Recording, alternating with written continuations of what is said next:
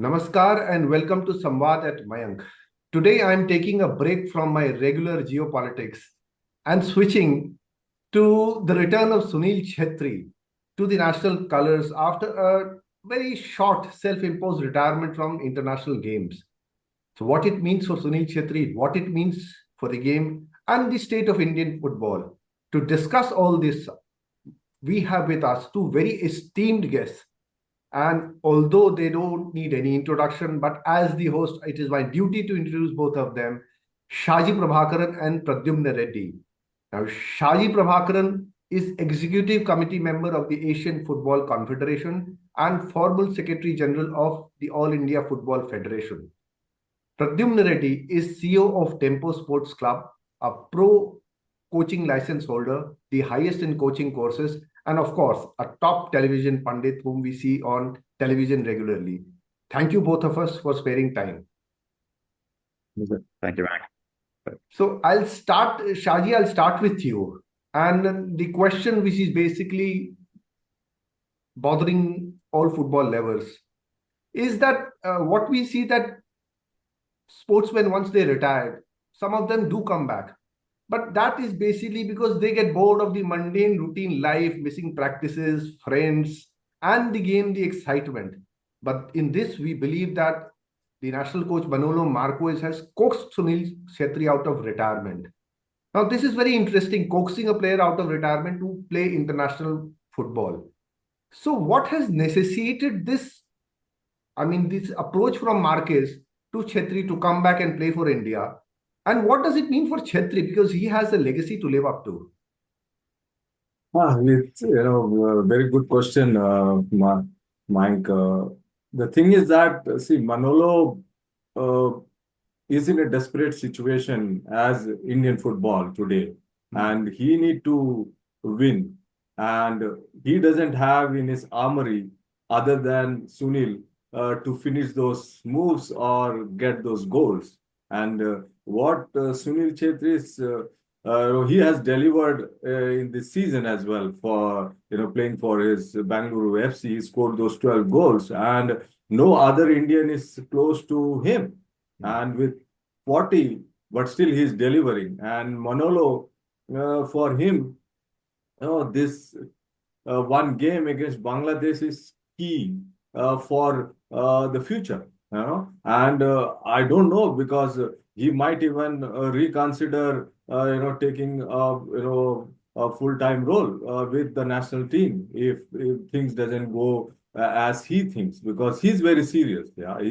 He has demonstrated the success while being the coach in the Indian Super League teams. And that way he has a legacy whereby he believes in getting the players and the team to a unit they perform. And that is where he's not able to get the result with Indian team so far, and he's winless. And that desperation, I think, has moved Manolo to convince Sunil. Therefore, I think Sunil has a great respect for Manolo, what he has done with the ISL clubs, and he has seen it. And that respect, I think, when Manolo might have requested him to come back, then Sunil got convinced that, okay, let's do something for the country rather than for myself. I think that might have been the thought on Sunil's mind, because Sunil has taken the biggest risk for me. Because Sunil has a great legacy. When he retired, he's retired at on his term, and that way he was a performing player, and he's a leading goal scorer and has all the records. Therefore, now if he fails to deliver, he puts question mark to his own legacy.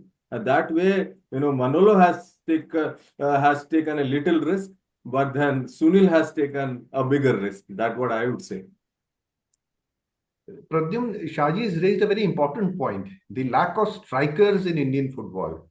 Now, we all know a child growing up in, say, on the beaches of Goa or the fields of England, Europe, America, South America, Africa. The idea is to score goals. Everybody just wants to score goals. I mean, people don't forget one mistake of a goalkeeper, but just one goal from a striker suffices to basically put him in the higher league. Now, Yep. I would like you to explain, because none better than you to tell us about it. Is there, first of all, why is the cupboard so bare? Is there something wrong with the coaching of strikers at the basic fundamental levels? Or once they grow up also, they graduate to higher clubs? Is there something wrong there? I mean, what exactly is wrong? I think, Mike, the easiest way to answer that is all of the above. And if break it down step by step, I think, look, modern football's developed. When you started, you say, we lack a striker. I think if you look at modern football now, it's not just the role of, like, if you take the number system, it's not just a number 9.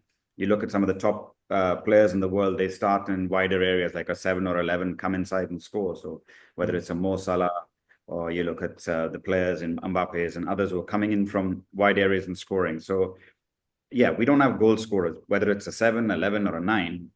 We don't have those kind of players who can, as clinical as some of the foreign players that we have in our leagues. So, for example, a foreign player gets 10 chances, you expect him to score 8 out of 10. That's why you pay the bigger bucks for these players. Whereas, whether it's a Changte in that position, a Liston, Manvir, etc., probably you'd expect 4 out of 10 that they're going to score. And I think that's where primarily one of the problems is at the top level, and why Manolo's had to go back to Sunil, because, as Shaji just said, he is the top scoring Indian in the league at the moment. So whenever you're picking a national team, coaches always get criticized. You're not picking on form, you're picking on name. Well, in this case, he's picking on both, because he has picked the form player who scored the most, and he's picked someone who commands that respect in the dressing room and can have a positive effect on the players as well. So it's not just on field, it's off field as well. And then, as you said, Mike, to dissect why we're not producing those kind of players, yeah, it definitely comes down to the coaching. It comes down to the number of games. If you don't play enough football, you're not going to get better at it. And our players, by the time they reach 18, from the age of 8 to 18, are not playing 40 games a season. They're not playing 400 games. Compared to other countries, of course, those players are going to be more clinical in front of goal, because they've done that action 100 times more than our players have. So I think one of the simple things we need to address long term is we need to increase the number of games from youth level all the way up to professional level, and even at professional level. Like our league, our I League is 22 games, our ISL is about 26, 30 games. It's not enough. So that's one aspect that definitely needs to change. And then, the age-old debate about, do we have too many foreign players? If we didn't, would Indian players get an opportunity? I think you need to find the right balance.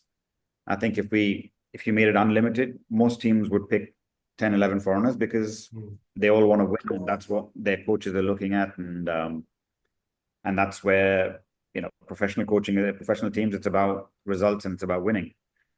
So I think if you can reduce the number, back in the day, there used to be 3, maybe 4 foreign players, and that was it in the leagues. You're going to have, and that's the era in which Sunil Chhetri grew up. So Sunil grew up playing in India when a lot of 4-4-2, so 2 strikers. Maybe there was a Barreto playing alongside him, maybe a Chidi or one of those names that we're all familiar with, but Sunil next to him. And so they got the opportunity to play as well, even though there were foreign players at the time. And I think that's where we have to find that balance of reducing the number of foreign players so more Indian players can get the chance. Otherwise, as we've seen over the years, youth football, the kids who are under 17 goal scorers, under 19 goal scorers, when they come into professional football, they're moved into a winger position, or a position they're not familiar playing, and to accommodate for somebody from a foreign country who's more clinical. And you can't blame the professional coach. He wants to win, and he has to pick the player who's going to do that. So your Vikram Prataps, your Gurkirats, all these guys who've done well at youth level drift away over the years with Antas, etc. And you're left with this problem that we have now, where we don't have players in the national team who play there every week in that position. Pradyumn, Vijayan, he was also talking about lack of commitment and lack of stamina from the striker. Do you agree with that? I think, that therein lies the biggest problem. We've got people on our technical committee who make comments like this, which make, it doesn't hold any sort of, there's no substance to those statements. It's like stamina, you look at the data, you look at the distance covered in players, the distance covered by players now is significantly high speed sprints, etc. It's much more than the era of Baichungs and Vijayan. So to sit there and say, oh, in our days, we used to have more commitment, we worked harder, it's easy to say that. The fact of the matter is they weren't qualifying for Asian Cups, nor World Cups, nor doing anything significant with the Indian national team in their playing careers in those days. But, history is always very rosy and, it's a lot better, but it wasn't. That's the fact. Now, yeah, you can argue about this commitment thing with players are very well paid now in the ISL. So a young Indian player, you can't, if he, let's say, comes from the second division, scores a lot of goals in the second division, picks up by an I-League club, scores a few there, and then an ISL team grabs him and then makes him play out wide or plays him as a right back, like Rahim Ali has been playing. But he's getting paid in multiple lakhs or double-digit lakhs or even close to a crore. You can't then say, oh, his lack of commitment, he'd rather be on the bench earning that than playing week in, week out in the second division. These guys have to earn a living. And the money in the second division, the money in the local leagues where there's no foreign players is just too little for them to survive off. And for security, because how many years can they do that? They can take 1 year, I'll take a sacrifice to get minutes, etc. But the money in the ISL is astronomical compared to the lower leagues. And I think that's where another problem is, where players won't choose to drop down. And the exception is maybe an Edmund or someone. And in the past, I-League players weren't recognized or given opportunities in the national team. So players won't drop down there. I mean, Shazi, take this forward. The ISL charisma, the ISL dilemma. It was started with a lot of fanfare, a lot of fans, females coming to the stadiums. The stands were full, and now it is dropping down. And what Pradyumna was saying, my feeling is that once a player sits down on the bench and gets good money, why should the player go out and play? Because in Europe, we say them shifting teams, going on loans to lower division clubs and playing there just for the sake of playing time. So why is this exactly lacking in Indian football? As Pradyum mentioned, the motivation and the excitement to be in ISL it's a hell lot of a difference, compared to where I-League and below. And the players gets a lot of facilities, and the training is good, the coaches are good, the support system is good, definitely the salary, no doubt, and that is where the players they always pick that compared to the struggles, because playing for a lower division in India is a struggle. They might not get except few clubs, maybe Dempo, a few other exceptions, but majority of the clubs they won't be able to pay them on time as well. And the training facilities again, you risk every day. And that is where the challenges are, because the whole ecosystem has not developed. See, as you mentioned, Mayank, about ISL starting, bang, with all the stars, stadium full. But, that investment, what it went in, it's huge. We can't compare that. And that has bought a lot of eyeballs, footballs, to see those stars. But we don't have local stars. Unless we have our own stars, we won't be able to see that coming naturally. We can't create anything artificial and sustain it. And the natural, see what you have mentioned, the English Premier League and other leagues, the lower division is as attractive as the top division, because the system structure, the whole system is there, is equal, where you get to train in the best possible way. You have the best facilities, you have the fan support, you are taken care well, and there is value. Here our ecosystem is completely, I would say, is in cancer. And unless we are able to,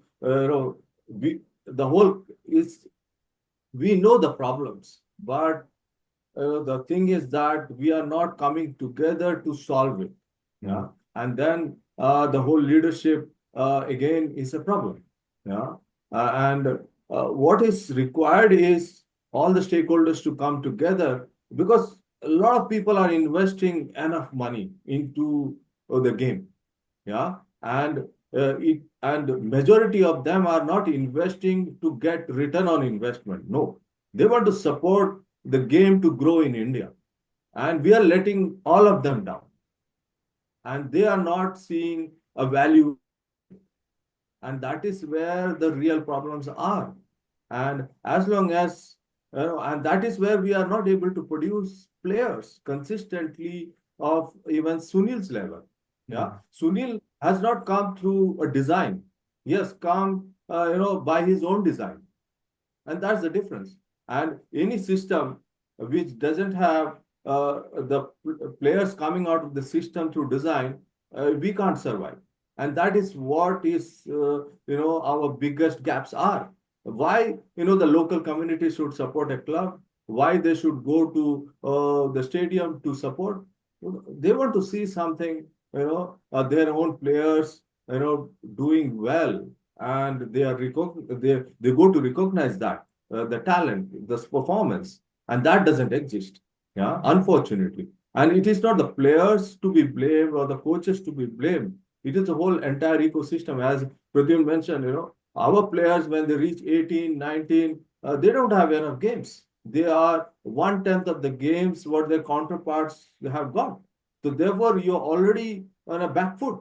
Yeah, you are on a starting far below the starting, behind the starting line.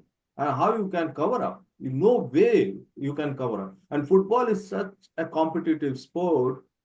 If we miss those, say from 9 to 15, 16 age, they are not getting competitive games. They are not getting good training. They are not getting good environment to grow. We no way we will be able to cover that gap when they reach to 18, 19, getting all the good facilities or even the better coaches. And that is where, the many of our players, they struggle when they get into the national team as well.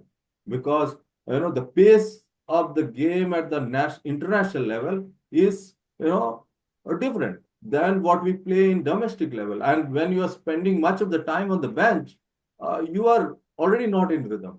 Therefore, those camps and all cannot bring that to the competitive level.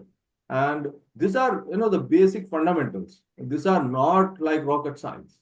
And that is where we have to focus. And we have the talent, no doubt. We have the talent, we have everything. What we don't have is the system and the structure to bring that on the team and the players to perform to that level. Pradyum, speaking of skills, Manolo Marquez, I was reading an interview somewhere that he said that the skills of the Indian players, still the under 17 levels are as good, if not better than their Spanish counterparts.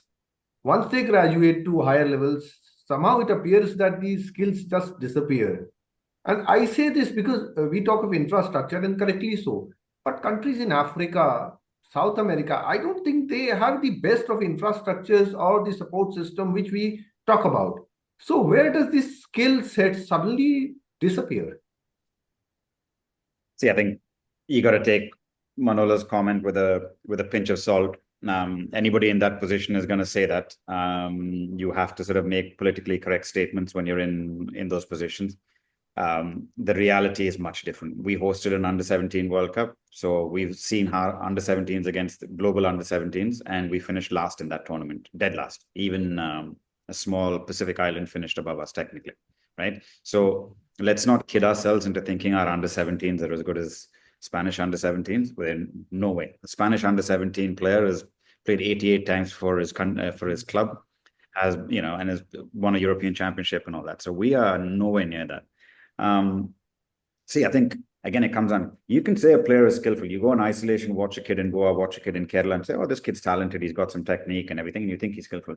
But you've got to be able to execute that, as Raju was saying, under speed at international level at much higher speed. You don't have much time for making those decision-making has to be faster, and you'll get a few chances. So yeah, you might be skillful, but you're not doing it, as we keep saying, you're not doing it 40, 50 times a year in a game because we don't have as many games. You're not doing it at a high enough speed because the pace of our game is much, much slower than the global standards.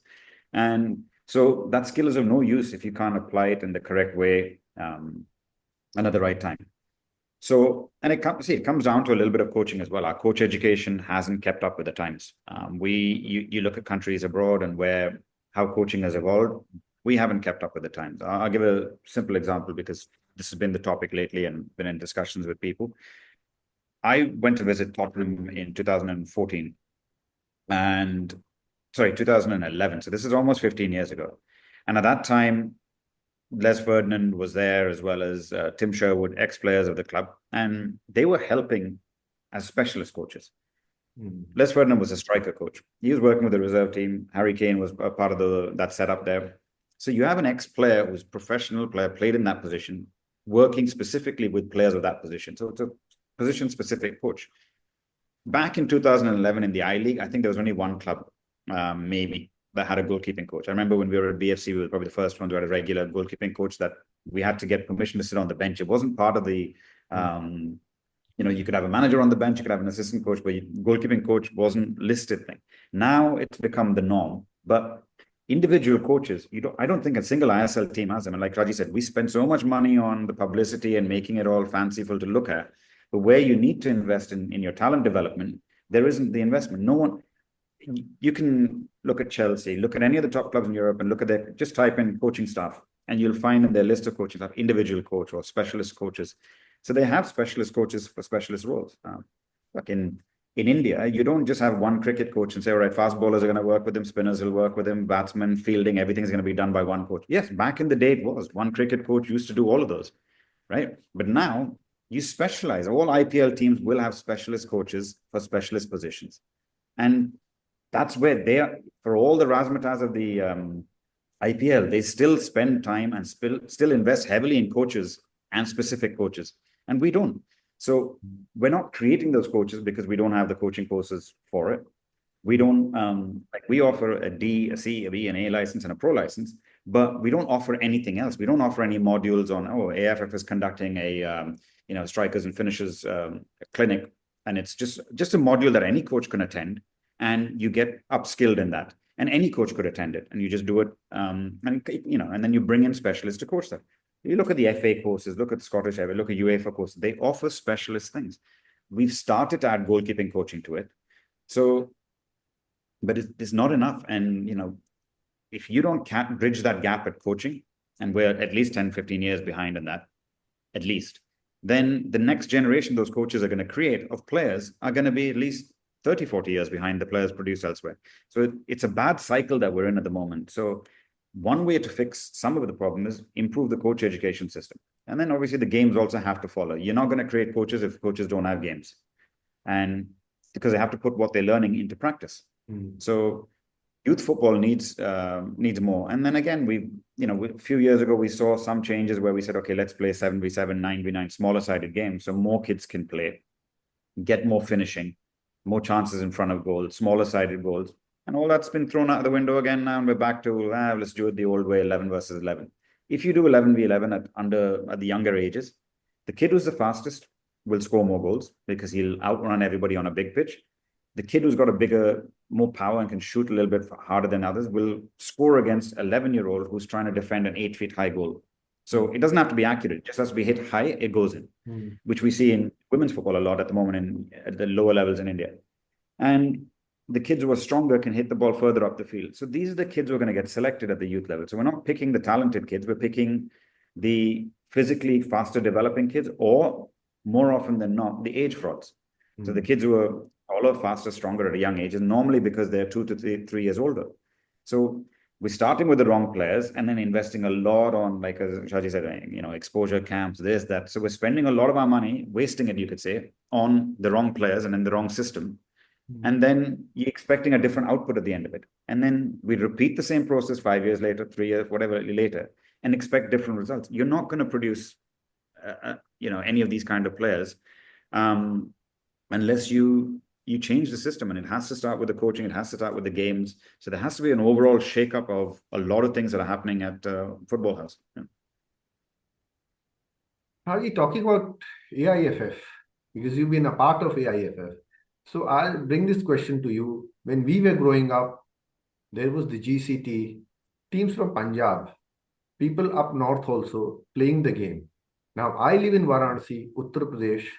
Lots of children wanting to play football, but zero training and development facilities. Zero. I'm using it with a lot of conviction. And nothing to be done, nothing to be seen.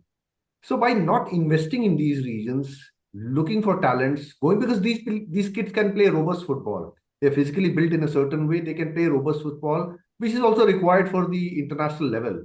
So by not investing and looking into these regions, are we not wasting a lot of talent and shrinking our catchment area? Is AIFF actually concerned about it? Mike, very, very important question, and it is a very, very fundamental problem, yeah, in our football system, because the grassroots is very big, yeah, and there is no structure to the grassroots. Though when I was there, we did try to bring up with a new project called Blue Cups, and the whole idea was to spread the game and build the capacity and go to the places where football has not reached. And definitely, Uttar Pradesh with 200 million population, definitely we have more talents there compared to any other region, no doubt.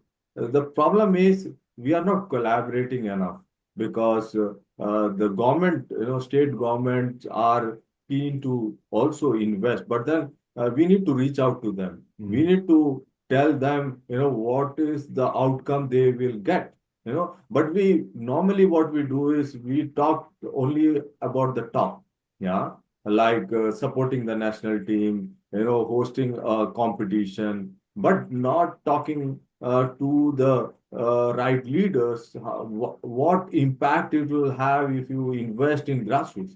It is about the holistic development. Yeah, it is not only about football aspect. It changes the whole community into something more. They will become more productive in many ways. Yeah, because we need to identify social issues, and then we can use football to get out of that problem. And that is where we can create a lot of value in the system. And that football has that magic, yeah. And we have to use it because it is not an expensive sport, yeah. And that is where we need to go to rural areas, tribal areas, all that. And football can do a lot to the country, and it will build cohesive society. We will get better, citizens out of it. We might improve the school enrollment. We will improve the basic health aspect. We will have the socially, we will be much more, better, and the children will get to learn a lot of life, gain a lot of life skills. Yeah. And that is where they will go to a constructive route and direction. And therefore, what I always say is that, we need to bring multiple ministries, departments together. Not only it is not only the responsibility of the sports ministry or a sports department or a sports director or a sports minister to only talk about sports at the grassroots. No, it is the collective effort of the Ministry of Health, Education, Social Welfare, Women, Child, all, because what impact it can give, is larger, and that is where we have to work to strengthen the grassroots and increase the playing population. And football is showing the way for many aspects, which the political leaders might not be thinking, and that is where we have to take a lead to show that, and they will be ready to invest in it because they will see value in growing their community in multiple ways. And that's the strategy we need to adopt. Unfortunately, that's not happening. And, and because we don't have what do you say, any roadmap in place, which is, see, definitely there is a roadmap, which I have done, I've spent a lot of time to do it. But then to implement it, we need to build the capacity of the people, and somebody need to drive it. Yeah. And it is the leadership at the end. And the leadership doesn't mean only at the top end. Yeah. Every aspect, there has to be, ownership to drive it. And I'll give you an example before coming to with the government. Pradyumn. The example that last year, the Khelo India, there was some trial for Khelo India, and it was for football. I'm talking of football, and there's some trials going on which I saw, and the temperature was 45 degrees. It was the mid of May, and the trials were supposed to start at 9:30 and continue till 5:30. So we can very well imagine what the planning and execution is like. But moving on, Pradyumn, Bhutia, Gurpreet, Sunil Chhetri, and Jhingan. I mean, after that, I mean, these players at least made a move to Europe, tried their luck, do something, learn something. But why are the Indian players so apprehensive of moving out and playing in the lower division club and learning something and improving their skills? What is this apprehension all about? I think it comes back to the same thing about lower divisions in India, because what are you going to earn? The level of Indian players the top level players in India will not be able to play in the top level in Europe. So they're going to be playing at second, third tier levels of second, third tier countries in Europe. So maybe, Poland or some Eastern European countries, etc., and at the second or third level. So the money you get in those levels is very, very small compared to, it'll be the equivalent of probably what they earn in 1 month in the ISL. So they can do it for a year if they sacrifice, but they're not going to want to give up their prime years earning that kind of money. And I think it's a short-term solution, I think. And to go back to the population discussion, population is not an indicator of how good you're going to be at football. You can have, a billion, and China and India pretty much have half the world's population almost, or at least 40% of it. Neither of them have qualified for a World Cup. And until the only way it's going to happen is when FIFA increases the numbers of nations in the World Cup. So just because we have large populations in, let's say, UP or something, flooding resources into them may not, in the short term, medium term, may not be the best option. Long term, yes, increase the grassroots, we'll get more kids playing, and therefore it will grow the game. But you're better off investing in areas where that same amount of investment will take you a lot further. You invest in the key districts in Kerala. You invest in Manipur, Mizoram, which are already producing a lot of players without much investment, in the Punjabs, regions where players do come from, right? And so, take your own, you mentioned about Varanasi. There's a club from that state, Interkashi. They choose to play in anywhere but UP, right? They play in Kolkata at the moment. And I'm sure their youth teams are full of players not from UP. So, because they want to win, they want to be successful. So it's going to take time for them to produce players from there. It doesn't mean players. We've got players in the national team, like I think Nishu Kumar, a couple of others are from the state of UP.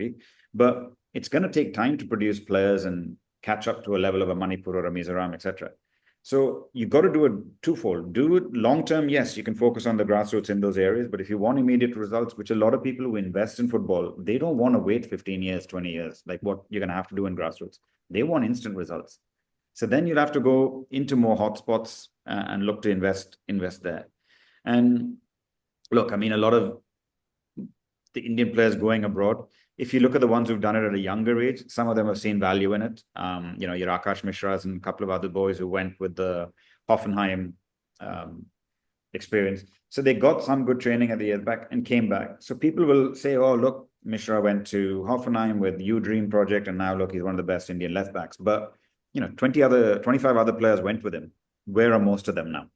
Right?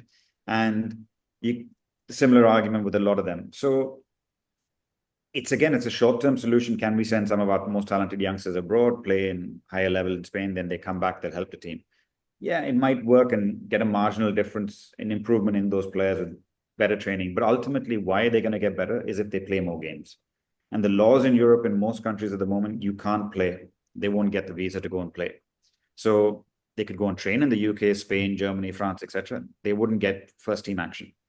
And they wouldn't be able to get their visa because ahead of the queue will be so many more players from Africa, South America, etc., who also fulfill the same criteria. So but don't have the requisite for the visa. So to go drop down in much lower leagues and not get the game time is not worth it. If they're getting the game time, yeah. But again, why we keep saying is because those leagues have 40 games, 50 games a season. But if we want Indian football to improve as a whole, sending 1 or 2 is not the solution. We need to make sure we get back up to the days when, when you talked about JCT, etc. In those days, players were playing 40 games. You had there was a token system where players would give it out and you couldn't play more than that. There's a limit on how many games players could play. We've gone from that to now struggling like 22 games in the ISL. Maybe we'll have a Super Cup. Most teams are happy, just finish it, go home because we'll save on costs. And you get knocked out in the first game, brilliant. They'll look at the cost saving, right? And 23 games are going to play. How does that help the national team? So that's where we really should be addressing it. Youth football, you look at the numbers, it's much less. So anybody who runs an academy in India will tell you, their kids probably train 200 days a year or at least 150 to 200 days a year and probably play no more than 10, 15 competitive matches. So your ratio of training to games is completely skewed. You flip that with a sport in which we're very, very good at, let's say cricket. You look at the numbers of training sessions to a number of matches kids play, significantly better ratio of games to training ratio. So these are things that can be fixed, but no one's looking at them. Like Raji was saying, you need the right people at the AFF looking at these problems and trying to address these problems. Otherwise, every few years we'll make a statement, we'll make a report, and we'll say, oh, we should do this, but no one actually follows through. And so, 2047 will come round and we will not have a striker like Chhetri or a Baitran or a Vijayan who's consistently scoring, but we'll have guys who perform once or twice in the ISL, one good season, second good season, and earn much more than, and there's a reason why those foreigners are coming from, let's say, the second tier in Spain or from Poland or from Czech Republic, because they are also earning significantly more over here. And that excess that we're paying is not going back into our football ecosystem. So it's not going to help grow the system. There's no trickle down from the ISL into the I-League, from the I-League into the second division, where second division, they came up a few years ago, they came up with this very good rule. I think when Shaji was there, where they said no foreign players in the second division. So that should have been a breeding ground for Indian strikers, Indian centre backs. But again, they need to increase the number of games. I'm sorry to interrupt, Rabdun, but we are totally out of time now. Sure, yeah. It is wonderful. I mean, I wish we could have continued it a bit further.